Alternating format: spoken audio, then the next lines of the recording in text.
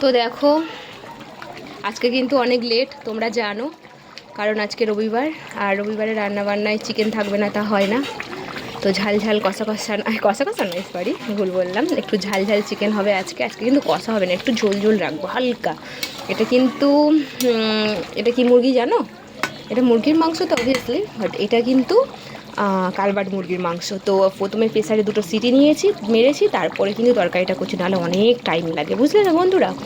তো যাই হোক, এই যে কীরকম লাগছে দেখে বলো তো। যদি তোমাদের খেতে ইচ্ছে করে চলে আসতে পারো, কিন্তু সবার নেমন্তন্ন। আর মাংসটা আজকে অনেকটাই আছে, তোমাদের কিন্তু অসুবিধা হবে না, ঠিক আছে? যারা যারা আসবে সবার হয়ে যাবে। তো কেমন দেখতে লাগছে দেখো তো।